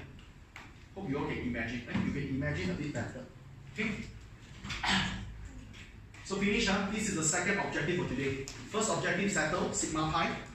Second objective, which is called shapes. Okay? So by right, every one of you now should know exactly how to do something about shapes. These shapes will be very important to do with something you'll learn next week, which is called polar and non-polar. Alright? You don't know shapes, you won't know polar and non-polar. Okay? So let me give you an example of a full question they can ask you, how they can put all the puzzles that you all learn together becoming a question. How they put all the puzzles. So let's do this one question together. How they can put all these puzzles together. Okay? So the question is this, same thing. I want to give you sample questions so you all know exactly what to expect. So the sample questions start like this, okay? It's actually combined what you learned last week and today. So the question is this, the first one. Draw the cross and dot diagram for something we learned last week, SO4 2 minus ion. We learned this last week. After that, predict the shapes and also the bond angle. This is everything we learned so far. Okay? So, first of all, do your cross and dot diagram first for SO4, something we all learned on last Saturday. So, SO4 2 minus here, remember when you have charge, disperse it, split it, sulfur, O, O, O, O, O, So when you want minus 2, means that you want something to suck or take electron. O and S, O is low, O is higher than S. O love electron more than sulfur. So the one who will receive electron is O. Get it? So minus 2 disperse, minus 1, minus 1. Sulfur, group 6, 6 electron originally. Oxygen, 6 electron originally. Oxygen minus means retrieve one more. When you have 6, you receive one furthermore, you have 7. Let's draw it. A sulfur and 4 oxygen. Sulfur sandwiched in the middle by 4 oxygen. Always start from big number. 7 looks easier to deal than 6. 7. I have 7. 1, 2, 3, 4, 5, 6, 7. 7 need one more. Share 1. 7 need one more. So share one. Don't forget your charge negative. Many people they forget the charge negative. Okay, now let's deal with the 6. So deal with the 6 electron here. 6 electron here. Oxygen needs 6. 6 will need 2, share 2. 1, 2, 3, 4, 5, 6. So you share 2, sulfur share 2 with you. You share 2, sulfur share 2 with you. I hope everyone knows this diagram already. Is this picture make sense? I think yes. Oxygen all have 8, no matter left, right, okay, north, south, east, west, all got 8. If you check, sulfur in this case got total 12. It's okay because it's sulfur. Sulfur is period 3, so 12 is okay. Okay, so now everyone is stable now. You can simplify to do a cross and dot diagram. That's why you simplify with the pictures. This sulfur, 2 dot 2 crosses, double bond. 2 dot 2 crosses, double bond. 1 dot 1 crosses, single bond. 1 dot 1 crosses, single bond. So come back to here. So now you can count the lone pair and bond pair. Remember, count on what? Central. So count the sulfur. Don't count the oxygen. Get it? Always count bond pair, lone pair on central only. Focus on the central, sulfur. Sulfur, how to count? Remember, double bond count as only 1. Why? Because only 1 sigma bond. Here, 1, 2, 3, 4. 4 bond pair. Sulfur got lone pair or not? I don't know. Let's check. Sulfur got 6. All the 6 electrons fully used. No extra. No lone pair. 4 bond pair, no lone pair. Your shape is called tetrahedral. Angle of tetrahedral, no other exception, 109.5. Understand? That's it. Then some people say, Mr. Martin, I thought you told us last week expanded octet is an option. So if I follow your path, you say I don't want expanded octet, I do dative bond. I do dative bond, sir, does the shape still the same? Let's prove it. It's the same. It will be exactly the same. Okay? So let's try to see if I say I want dative bond, how? So everyone can see here, this picture, the sulfur is 12, which is beyond 8. And I say expanded octet is a choice, you can choose to be expanded or not, right? Let's say now I choose to become not expanded. So I know I have 12, I already go beyond 8, I need to cut down 4 to make myself become octet again. So we know the best way to cut electron is dative bond. Every one dative bond save up to 2 electrons. You want to cut 4, 2 dative bond need to keep it. Okay? Again, where to insert the dative bond? Always at the double bond end. Yeah? Because dative bond always want to play with 2 electrons. So the double bond all become dative bond. Come on, let's do it. This is sulfur. This one, keep it. 1, 2, 3, 4, 5, 6, 7. 7, share 1, share 1. So 1, 2, 3, 4, 5, 6, 7. 7 share 1 here. Okay, the double bond convert to become dative bond. So here the oxygen now, oxygen got 6, don't contribute anything already. 6 need 2, let the sulfur give the 2, settle. Same thing go for here. This oxygen got 6, you need 2, don't contribute anything, just let the sulfur do the job. So now you all can see yourself, oxygen all are still 8, sulfur 2, 4, 6, 8 already. Get it? I want to prove to you there's no difference at all. Because if you simplify the picture, you all will get this as single bond O minus, single bond O minus, dative bond arrow, dative bond arrow. If you go to count this guy, count the central sulfur. Sulfur got 1, 2. Remember, dative bond still count as 1. Okay? Dative bond still count as 1 bond only. So 1, 2, 3, 4. You still have 4 bond pair. The sulfur still have no lone pair. The shape is still tetrahedral. The angle is still 109.5. You got me? That's why no matter you are expanded octet or you are normal octet, no different. It's proven, you all can see the shape is the same. You got it? So that's what you all need to know. So remember, okay, this is the idea. Okay, expanded octet is a choice. So whenever you have period 3 and onward, you always can make a choice whether you want expanded or you want normal octet. Understand? It's a choice. They have the choice. Okay? Or any questions so far? Okay? So I hope you all get some rough idea first about this. So everyone should have some picture about the molecules, all the shapes here, just to get a basic idea first. Okay, anything you need me to further explain so far up to here? All good, huh? Alright, make sure you really understand all this molecule stuff because there's something very important for you. Okay, settle. Now we will learn the last thing for today. Okay, today we learn 3 things only. Okay, so the first thing we learn sigma type, settle. Second thing we learn shapes. Now, the third thing and the last thing we learned today is called hybridization. Okay, hybridization is a very, very long concept and it can be very complicated if you don't learn in a proper way. So, I'll try to finish it today. If you cannot, maybe next week.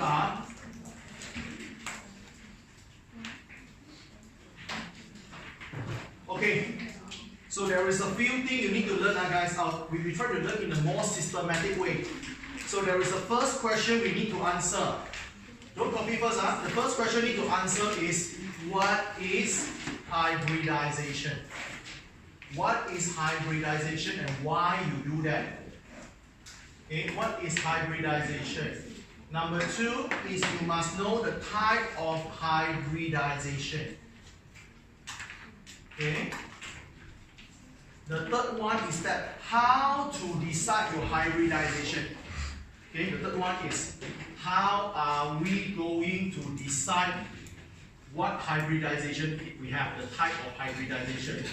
Then only the last one, we learn about technical thing about hybridization. 4. Okay? First of all, what is hybridization? Hybridization is something when you go to mix the orbital together.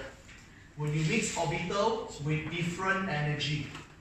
When the orbital you have different energy, you mix them together, you will form some new orbital.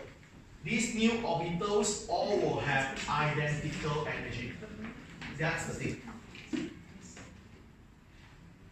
Okay? Mix some orbital with different energy, then you get a new orbital with identical energy. Okay, what it means here? Alright, everyone recall back your 1s2 notation. Your 1s2 notation, you all learn how to write it, isn't it? Okay? Notation. So for 1s2 notation, if you remember the sequence is what? 1s, 2s, 2p, 3s, pd, 4s, pdf. If you remember, the sequence is in a parallel line. Remember that? Okay? So you fill up 1s first, then only 2s, then only 2p, then only 3s. Huh? So if you turn into the energy level diagram, okay, actually why they arrange in this sequence? Because it's all about energy. This is the energy. So your 1s has the lowest energy. Okay? After 1s, you go for 2s, have a bit higher energy. After that, you go for 2p. 2p has higher energy, and if you remember, p got 3 boxes, right? px, py, pz, right? So this is the 2p orbital. You have 3 boxes because you have px, you have py, you have pz. Okay, we know until here is enough already. So what happened is here, these 2 orbitals have different energy. We always, when we do hybridization, we always hybridize, or we always go to hybridize S and P orbital only. Always S and P. Okay? So now you all can see, just assume these 2s, the energy is 70 joule. Just assume. This 2p, I bring it a bit higher. Let's say I bring it a bit higher here. This is 2p, this is 2px, this is 2py, this is 2pz. Just assume this thing is approximate 130 joules. Okay? So you all can see the energy are obviously different, alright? So you merge them together. When you merge, there are many ways to merge. I teach you the simplest way. 1 box merge with 3 box become 4 box. Understand? Get it? So when you merge them together, it's something like mathematics, you find average. So the energy, just assume the average. 130 and 70 average, you become 100. Get it? So this concept called hybridization. Initially, you have 1 box with 70, 3 box with 130. The energy are very different. Now when you mix them together, so now all the 4 boxes become 100. Get it? So you mix them together, you let them become some new boxes and some new energy. And now all their energy, all the boxes are 100. You got me? Alright? You want to make them the same. You want to make them the same. Okay? So this concept called hybridization. Okay? Take those boxes, they have different energy, which is the problem. You mix all the boxes together, form some new boxes, and all have same energy. Okay? this particular idea called hybridization. Ready? Okay, so I want you all to understand the idea first, rather than know how to do. How to do is later, your sequence don't go wrong. You understand first what is hybridization and why we do that. Is it okay? So anyone don't understand what is hybridization so far? Okay, mix orbital, mix a few things that have different value together to form some new thing, all have same energy. You get the idea? Alright? That's called hybridization. Okay? So the second thing we need to learn today is that the type. Okay? We must know what type of hybridization we have. So hybridization that you all will learn in your AS has three. You have three types of hybridization. The first hybridization called sp3. The second one called sp2. The last one called sp. Okay? These are the three hybridization that you will learn in your AS. sp3, sp2, and sp. No need to worry what are you will learn in the short while. Okay? You just need to know the name. sp3, sp2, and sp. Okay, I'll tell you actually why they call sp3, sp2, sp. Yeah? I'll tell you what. Okay? So the sp3 is this. You have s orbital want to merge with p orbital. P orbital can be px, py, and pz. Okay, the idea is this.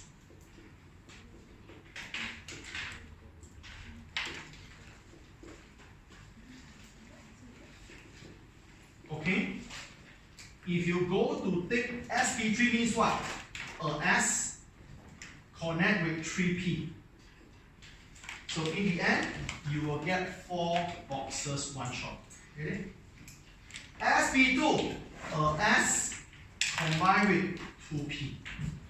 In the end, you get only 3 boxes. These boxes is not combined outside here. Okay? sp, a s combined with a p. So you will have 2 boxes merged together. These 2 boxes, no, they are alone. That's called hybridization. Get it? Just combine them. sp3, spp, sp2, spp, sp, s, and p. That's how you do. Okay? Understand this one first. Okay? So this concept called 3 types of hybridization. Okay? sp3, sp, and sp2 and sp. Sorry. Okay? Remember, guys, your orbital only hybridize s and p. You never hybridize d. You never hybridize f. So no worry. Only s and p for your level. Okay? So this concept called hybridize. So make sense, like see here, guys. Create new boxes. Initially, 1 and 3 become what? 4. Initially, 1 and 3 become what? 3 and 1. See that? Initially, 1 and 3 become what? 2 and 2. Get it? So when you mix them together, you form something new. That's called hybridization. Get it? Huh? Okay? This concept. So you see, I spent so much time here because I really need you all to understand what is hybridization first. You got me? Alright, now, the next thing that I will teach you is here. Alright, you need to know how to decide your hybridization, okay? So when you're given a molecule, by right, you are able to decide the hybridization already. So, how to decide the type of hybridization. How are we going to decide the hybridization we have? Give you sample question first before we talk about strategy. This is a strategy. I'll teach you in a short while. Okay, this is a sample one. The sample question is, okay, the question is, what is the type of hybridization in? Okay, I give you the 3 most common questions. The 3 most common questions they can ask you in your exam is this one. Number 1, CH4, methane. Number 2, C2H6, ethene. Number 3, C2H2, ethyne. This is methane. This is ethene. Don't memorize. This is ethyne. Give you another one more, ammonia. This one? Oh, this one, sorry, C2H4. Thank you. C2H4, ethene. Alright. And H3 is ammonia. So these three are very, very popular. Okay, always popular. And guys, I'll tell you, you will learn very detailed about hybridization, but they won't ask. They ask you some super easy thing. Okay, I'll tell you. So that's why I say, if you understand hybridization later, I'll teach you. The detail one is good. If you don't understand, not a big deal. Yeah, they ask you some super basic question only. Alright, how to determine the hybridization? Your strategy is this. Your strategy is that you go to count pair. How to count pair? Your pair, you go to count bond pair, add long pair. That is called count pair. Because long pair is pair, bond pair is pair. For example, so how you count a pair? Draw picture first. Draw picture, easy to count. Everyone, let's draw methane. I don't think you need to draw cross and dot. You all should know how to draw alkane. On carbon, single bond, single bond, single bond, single bond. Okay? Ethene, let's draw it C2H4, CC double bond, single bond, single bond, single bond, single bond. If you forget, revise back. Huh? Ethyne, you don't know this, then what? You never learn. You never learn. Huh? Ethyne is this C2, triple bond, hydrogen, hydrogen. You don't know, never mind. Not in your syllabus. You never ever learned this before.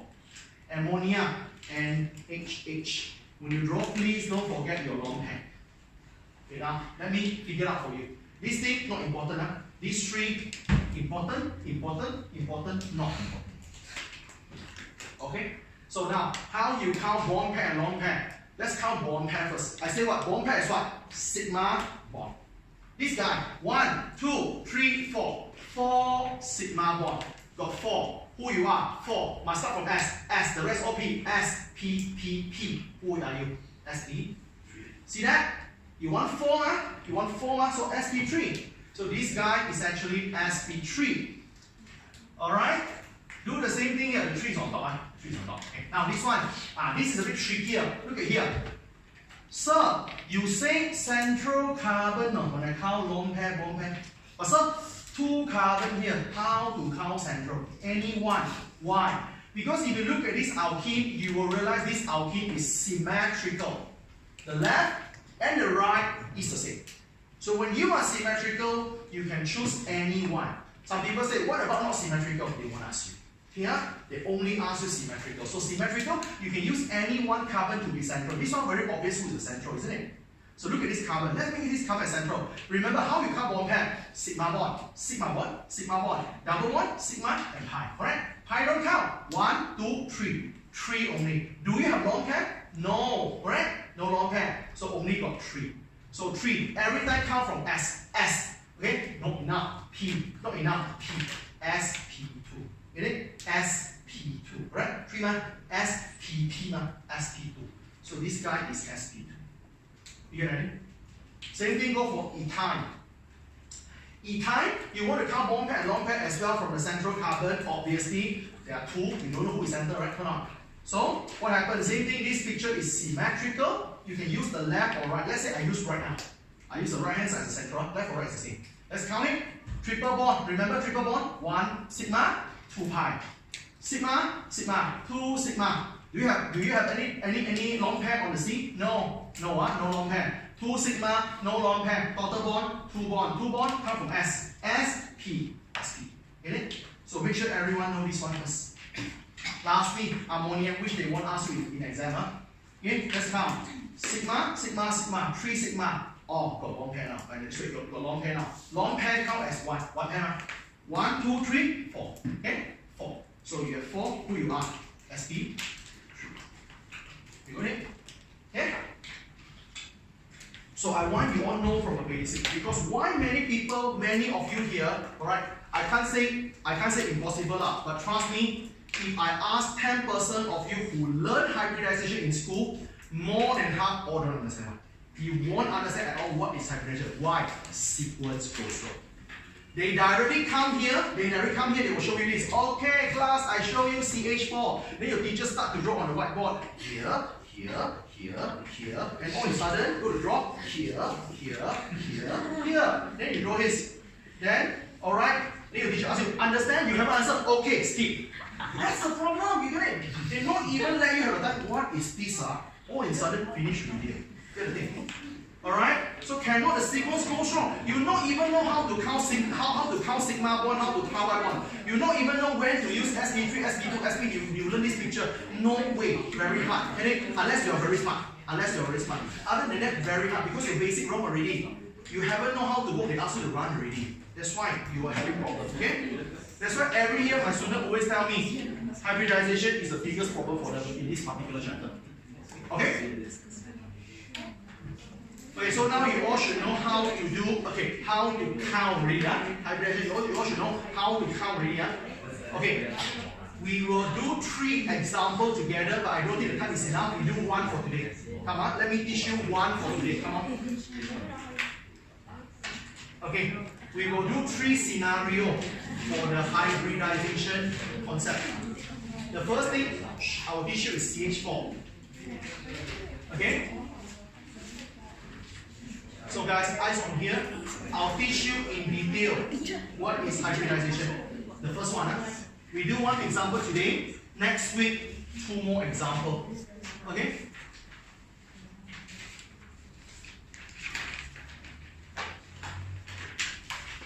Okay, so this is CH4 hybridization. Let me start now. Okay, again, first of all, step number 1, I need to decide what kind of hybridization. So the first one, let me do a decision. I decide the type of hybridization because if you not even know what hybridization, what you want to draw. So you decide the hybridization first. Like what I told you all, count sigma bond. CH4 you all can draw yourself. I think it's quite easy. This is methane. This single bond or single sigma, sigma, sigma. So you have 4 sigma bond, right? So you all know you have 4 sigma bond. So you have 4 bond pair. So in this case you have no lone pair. So 4 bond pair, no lone pair. Total you have 4 pairs. Okay? So when you have 4 pairs here, basically you know you will go for sp3. Everyone know why? This is the most basic one. If you not even know this is sp3, very hard for you to move on. So now how to draw sp3? I want to start from the very, very beginning. What happened first? Okay, you must know first of all what is the electron arrangement of carbon. So I want to show you carbon electron arrangement. Okay, you will see 2 words here. The first word you will see is called ground state. Later on, they will show you another word called excited state. I'll tell you what is it. So let me show you carbon electron arrangement first. Ground state means normal. Ground means normal. Okay, everyone can check your data booklet. Carbon, if you check, is 12 and 6. Carbon got 6 electrons. If you write it out, it's 1s2, 2s2, and 2p2. Is it okay? We draw it up. Okay, S is a box. 1s, 2 electron, 1 up, 1 down. Are you good at that? So everyone know 1 up, 1 down, right? Minimize repulsion. Get it? Now look at 2s. 2s is another box. So you have 2 electron, 1 and 2. Be careful with 2p. We know p is what? 3 boxes adjoining. This is 2p, of course. This is px, py, pz. So 2 electron, how we put? 1 here, 1 here. Is it okay? We learned this in chapter 2. Okay? So this is the arrangement of carbon in the most nature state, which is called ground state. The problem is this. Now you just imagine you go to the hotel. This is the whole room, all you book already. First room, full. Second room, full. The third one was not full, empty. Then you will ask, hey, in this case, the room I already booked, the room empty for what? Okay? Since you want to overlap, you don't let the room empty. So what happened? You will actually ask your neighbor. This is your neighbor, this is too far. You ask your neighbor, you say, hey, why you two squeeze together? Here got empty room. Come, jump to the empty room. Is it okay? Jump to empty room. The room is empty, what? Just go there. Here? So when you jump from here to here, they will use the words. From here to here, remember, all these arrangement, 1s, 2s, 2p is all arranged according to energy. From here, low energy, you jump to the higher energy. So when you want to get more energy, they use the word called excited. You get it? When you get more energy, called excited. Alright? Make sense, guys? Common sense, okay? Normally, okay, let's say we use a simple example. When I say this guy got excited, normally you say a guy who get excited, normally it's because this guy got many energy, right or not? You won't say, oh, this guy have no energy, he is excited. Does it make sense, right or not? Excited means got more energy. So from here, low energy, jumping to the higher energy called excited. Here, so that's why now this is another one. So your arrangement now will become this carbon arrangement. Give me extra 5 minutes for today. So I want to finish this one at least for the first example. So your carbon arrangement now, what happened? When you jump, so you already become excited. So this is called excited state. Excited state means higher energy. So 1s, don't disturb. You disturb only 2s. 2s, you jump, left 1. So after jumping, you left here. 1, 2, 3. Okay? So this is the one after jumping. Okay? So now, we already decide what hybridization we want. We want sp3. So we want sp3 hybridized. So when you hybridize, what you want? sp3 means what? Take a S, merge with 3p, correct? Take a S, merge with 3p here.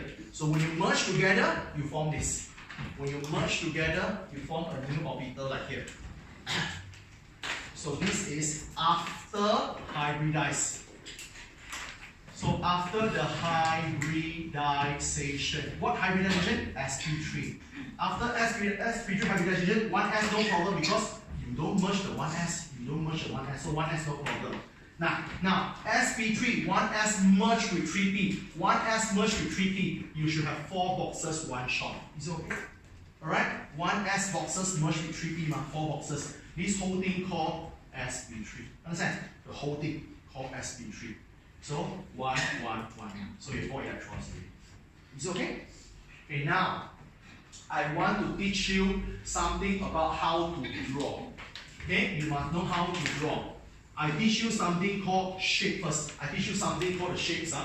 How you draw sp3 shape? There are 2 ways. One is the proper way, one is the easier way.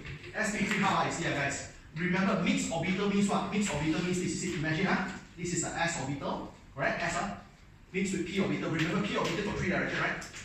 P orbital here, p orbital maybe here, and p orbital maybe here. Drawn out 3 directions, right? Okay. So when you merge these things together, you will form something like this. I teach you how to memorize. sp3 mark 1, 2, 3, 4. 1, 2, 3, 4. 4 bond pair. No lone pair. Just now we decided what is the shape. Tetrahedral. Tetrahedral, just now I use a keyword. What is it? Chicken feet. How we draw chicken feet? Draw a circle. Here 1, here 1, here 1, here 1. I want to explain one by one. Why your shape is like this after they merge together? Why your circle? Got S. Understand? Why got all these dumbbell? Got P. Understand? So when your S merge with the P orbital, this is the shape you get, which is a tetrahedral, a chicken feet structure. 1 up, 3 down. Get it? Alright, so you don't need to crack your head, just need to know sp3, SPPP, or 4 thing. 4 thing is what? 4 bond pair. Who is it? Tetrahedral. Tetrahedral draw like this. Understand? So you draw like this. A circle. Okay, here, here, here, and here. So now, all these things here, all the leaf, or so-called all the dumbbell here, got electron. How many electrons? Everyone count with me. 1, 2, 3, 4. Why these 2? No need to draw. Because you only focus on those are not pair. When you form bond, because you want to pair people, you already pairing, so what I want to draw you. Here, I draw those unpaired ones. So you have 1, 2, 3, 4. 4 electrons not paired. So 1, 2, 3, 4. Use this arrow, is it okay? So 1, 2, 3, 4. 4 electron unpaired. Okay, now what happened? Your methane is actually bonded with who? Bonded with 1, 2, 3, 4. 4 hydrogen. So how you want to draw hydrogen? Hydrogen, how to draw? Okay, listen carefully. So hydrogen, everyone, you all must know what orbital is that. Everyone, this one we learned in your chapter 2. Let me revise with you. Your chapter 2, look at here. This is your periodic table. Everything from here called S. Everything from here called P. Everything from here is called D. Everything from here is F. If you go to check your hydrogen, hydrogen is here. Hydrogen is S. S means what? What is the shape of it? Circle.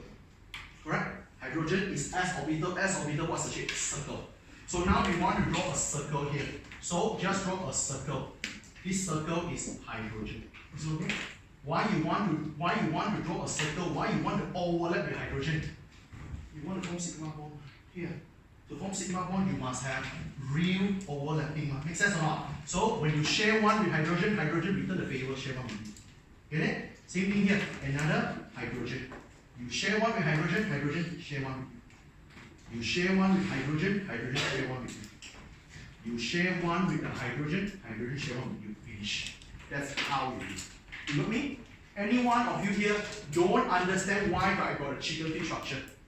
Okay? You won't get your original shape already because S orbital is circle, P orbital is dumbbell. Circle plus dumbbell, you won't get circle, you won't get dumbbell, you get a new shape like this. You got me?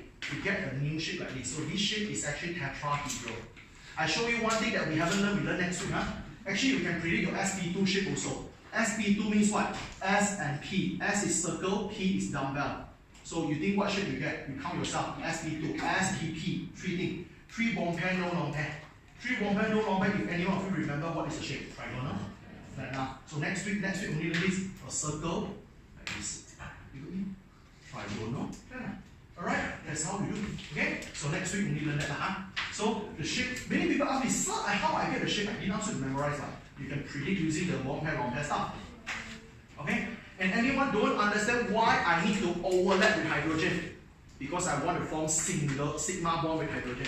To form bond, I need overlap. Here, why there is no sideway overlapping? No double bond, Bernard. No double bond needed. So why I do sideway overlapping? Okay? I do head to head overlapping. Why the hydrogen is a circle? Because everything on here all are S orbital, all are circle. Everything here are P orbital, all are dumbbell. It's okay? That's what you need to know. So everything you learn are connected. Okay? So I hope you get some good start for hybridization. You will understand much more when I cover this in detail next week. Okay? So guys, if let's say you happen that next week you have something on, because I know okay, for this season normally some of you need to go training I know that. Okay? So if let's say you cannot come over for next week, let me know in advance. So what I can do is that I record it. So when I record it, so I put it on, let's say, a video provider, so at least you can go and see, so you won't miss out anything. Here, alright? Because if you miss out one lesson, when you come back, you might feel very, very blurred. So if you happen that you couldn't come on next week, let me know, so I can record down the class, the lesson. Okay?